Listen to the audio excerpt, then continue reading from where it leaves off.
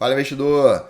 Notícia aí de Ambev, né? Tava demorando para arrumarem alguma notícia para derrubar a Ambev, principalmente porque ela tá ligada também ao trio aí de acionistas da Americanas, então o pessoal já começou a verificar onde eles estavam metidos para tentar achar mais aí problemas e conseguiram, né? Acharam aí uma reportagem falando que a Ambev tá com um rombo tributário gigantesco e tal, e aí veio essa reportagem do Infomoney no dia 1º de fevereiro. E aí a galera ficou doida, né? Foi semana passada, falando aí que a Ambev ia quebrar, não sei o que, 30 bilhões, não dá, não sei o que lá. Então vamos botar o pé no chão aqui e analisar racionalmente o que está acontecendo com a Ambev, porque aí nesse dia 1º de fevereiro, durante a manhã, eu destaco a notícia de uma acusação da Serve Brasil, enquanto a companhia diz que cumpre regras contábeis. E aí vamos ler aqui rapidinho, só para a gente entender a situação, depois eu faço uma análise da situação atual dela, beleza?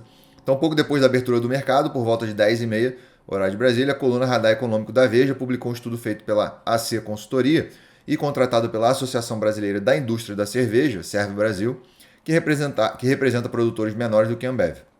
A associação apontou um rombo estimado em 30 bilhões em supostas manobras tributárias feitas por empresas de bebidas. A publicação informou que o estudo acusaria a Ambev de inflacionar o preço de componentes necessários à produção do refrigerante e que são passíveis de isenção e geração de créditos fiscais na Zona Franca de Manaus, o que levaria ao acúmulo irregular de mais créditos tributários do que teria direito. Então, algumas empresas têm essa questão de créditos tributários a receber, e foi apontado que a Ambev teria, no caso aí, recebido benefícios de mais de 30 bilhões. Tá? Só que aí ficou esse burburinho e tal, babá, e aí depois a Ambev emitiu uma nota falando o seguinte, galera, as acusações da Serve Brasil não têm qualquer embasamento, nós calculamos todos os nossos créditos tributários estritamente com base na lei, nossas demonstrações financeiras cumprem com todas as regras regulatórias e contábeis, as quais incluem a transparência do contencioso tributário. A Ambev está entre as 5 maiores pagadoras de impostos do Brasil. Posteriormente, o economista André Paiva, da AC Consultores, que foi a empresa contratada para fazer esse estudo pela Serve Brasil, disse ao portal antagonista que o contencioso de 30 bilhões de reais diz respeito a toda a indústria de bebidas frias da Zona Franca de Manaus, da qual a Ambev faz parte. Paiva não soube dizer o valor específico da Ambev, mas afirmou que o problema em si merece investigação. O Infomoney teve acesso ao estudo e o nome da Ambev não foi mencionado. Então, por que gerou todo esse burburinho? Porque, é de todo o setor, beleza, mas e o setor? A Ambev não é líder do setor? Sim, né? Se a gente pegar esses dados aqui de market share de 2020, 2021, foram os mais atuais que eu encontrei. A Ambev tem ali praticamente 60% do mercado de cervejas do Brasil, a Heineken na faixa aí dos 20%, o Grupo Petrópolis 15% e outras cervejas aí na faixa de 4%, e o resto fica diluído nas outras cervejarias. Né? Os 4% fica diluído nas outras cervejarias. Então a Ambev basicamente domina o mercado de cerveja no Brasil, as maiores marcas são dela. A Heineken vem crescendo nos últimos anos, mas ainda 1/3 do market share que ela tem. E tem outros grupos fortes aqui no Brasil, o Grupo Petrópolis aí aparentemente bem forte e tal. E aí, como é 30 bilhões, mas é de todas as empresas da Zona Franca de Manaus. Mas se pegar só o market share da Ambev já vamos botar aí 15 bilhões, 16 bilhões, 17 bilhões. Então seria 15 bilhões para a Ambev? Não sei, nem o rapaz soube dizer lá, o analista que fez o estudo, tá? Mas, de qualquer forma, a Ambev, por ser a dominadora aí desse setor, o pessoal ficou preocupado e tal, que vai ter 30 bilhões aqui, vai quebrar, não vai. Então a questão é a seguinte, primeiro que muito difícil algum rombo fiscal ou alguma coisa do tipo quebrar uma empresa. Tá? Qualquer coisa ligada ao governo, a empresa pode negociar com o governo, pede desconto, vai para a justiça, demora anos, pode ir por STF. Cara, é um rolo do cacete, então nada de imposto é simples no Brasil de ser resolvido. Se realmente a justiça falar, Ambev, tem que pagar, a empresa tem que pagar aí 20 bilhões. Cara, isso aí pode ser negociado, pode ser parcelado em 200 vezes, 300 vezes. Então, assim, não é uma coisa assim, a Ambev vai ter que pagar 30 bilhões, amanhã já tem que fazer o Pix e pronto. Não é assim que funciona. Demora anos e tal. O que chamou mais atenção nesse caso foi a questão de possivelmente ter esse rombo, que mesmo que venha a ocorrer no futuro, é o que dá uma desanimada, né? Porque já teve esse problema na Americanas, aí pode ter esse possível problema na Ambev. E as auditorias, cadê? Estão fazendo certo? Não estão? Devem investigar isso? Não devem? E de quem é a culpa? E os analistas que não enxergaram isso? Como é que fica e tal? Então, assim, A empresa, ela divulga todas as notas explicativas de cada ponto lá do balanço, todos os trimestres. Então a Ambev divulga lá a parte, nota explicativa 15, impostos. Ela vem falando, explicando cada linha lá do imposto. Caso algum analista ou algum investidor tenha uma dúvida, pode entrar em contato com o RI responde. Então, são coisas assim que é difícil de você pegar, né? Porque muita gente acompanha a empresa e se muita gente não conseguiu pegar, cara, é que não é algo tão simples assim, ainda mais falando se tratando de impostos no Brasil. Então, normalmente, analistas de empresas, eles não são especialistas em impostos, né? Eles analisam os dados da empresa lá para ver se está tudo certo. Eles consideram que aqueles valores lá estão corretos, porque foram auditados por uma empresa de auditoria que aí sim tem uma noção maior dessa questão de impostos. Se as empresas estão respeitando as normas contábeis, aí beleza.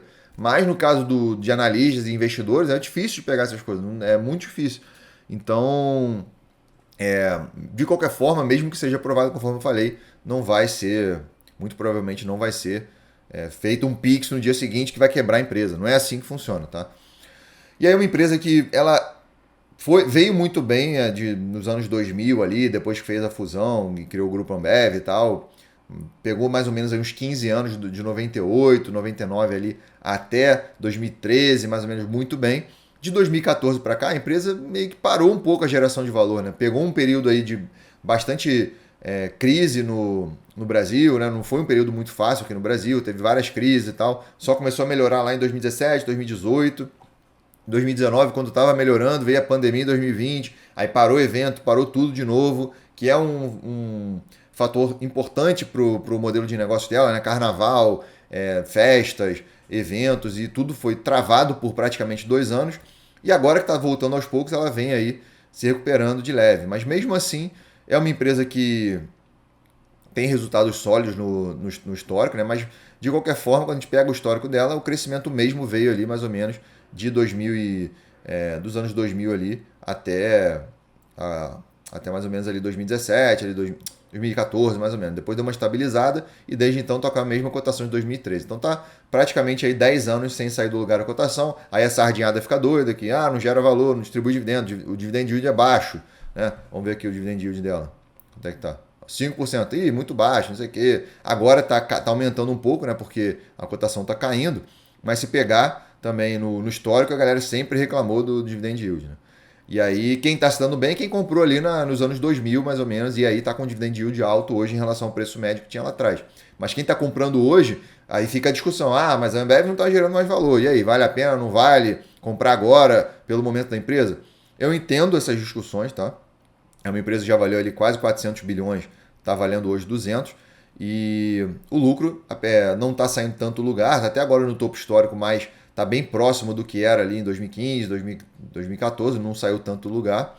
E com isso a cotação também não sai, né? Porque a empresa continua praticamente distribuindo a mesma quantidade de dividendo, que no histórico, né? Ela está 10 anos praticamente distribuindo o mesmo dividendo, a mesma quantidade, e o lucro também não sai do lugar e a empresa é isso aí, né? Não sai do lugar. A eficiência operacional não está muito boa, porque a receita praticamente ali saiu de 50 bilhões para 80 bilhões de 2015 para 2023, de 2022, e o EBITDA continua igual, praticamente igual, né? De 22 para 23 ali praticamente igual. Então a empresa está perdendo margem, e isso é um pouco ruim, né? Porque é uma empresa que tem uma margem bruta na teoria boa, assim, 50% de margem bruta é muito boa, uma margem EBITDA também razoavelmente boa, mas uma margem líquida ajustada aí de 15 mais ou menos, já foi maior no passado. Se a gente pegar aqui o histórico de margem dela, a gente vê que deu uma diminuída nos últimos anos.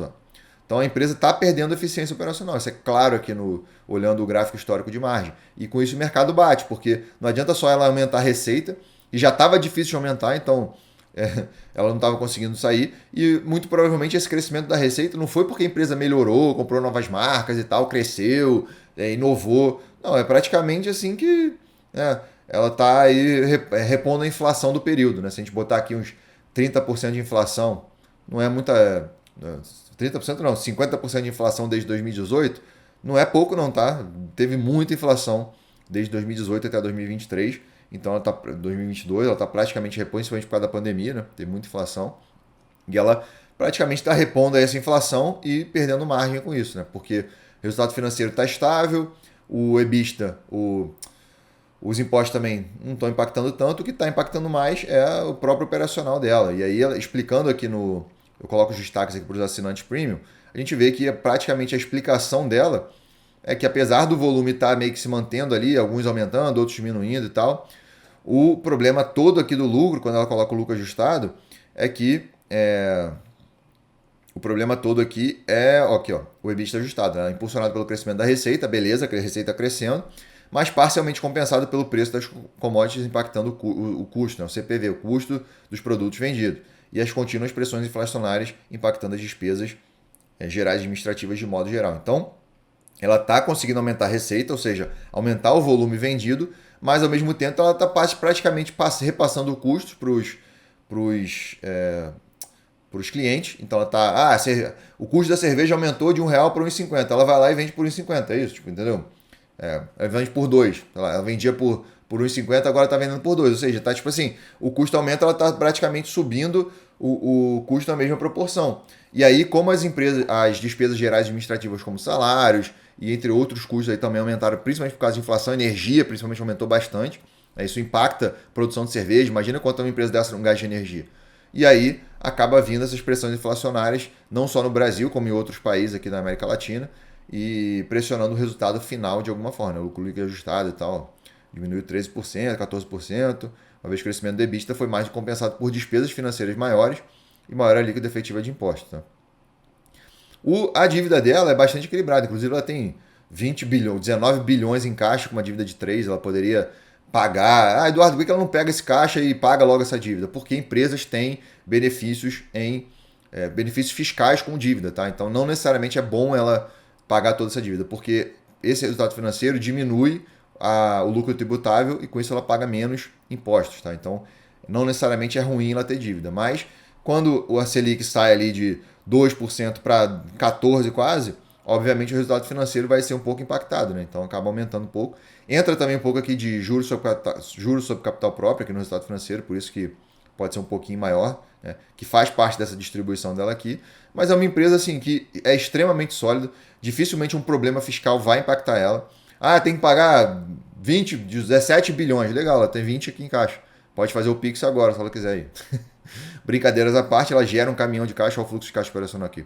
20 bilhões de fluxo de caixa operacional, 15 bilhões quase de fluxo de caixa livre, 13 bilhões agora em 2022. Então, cara, é uma empresa extremamente sólida que, assim, no momento está com essa questão de perda de margem, por isso que o mercado está batendo e o mercado não tira a cotação do lugar. Enquanto ela não mostrar que ela vai conseguir crescer acima desse custo do que vem aumentando para ela, o mercado não vai tirar ela muito lugar, né? Então, é uma empresa boa, empresa sólida, que não vai quebrar por causa de impostos, pode ter certeza.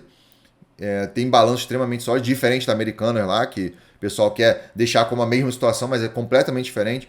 A Americanas está longe de gerar 13 bilhões de caixa, está longe de ter 19 bilhões de caixa. Né? Então, são situações completamente diferentes. Tá? Mas não é uma empresa que vem num momento muito bom nos últimos 10 anos. Tá? Então, ela já surfou essa onda aí dos anos 2000 até início dos anos 2010 ali, depois ficou de lado e até então o mercado não tira ela do lugar enquanto ela não inovar, beleza? Então vamos acompanhando a Ambev. A sardinhada aí que tá doida, relaxa, porque ela não vai quebrar. Então, fiquem tranquilos. Se quiser ter acesso a esses dados aqui que eu acabei de mostrar, se cadastre no Fundamentei, o link tá aqui na descrição do vídeo, beleza? Um abraço, a gente se vê na próxima. Valeu, tchau, tchau.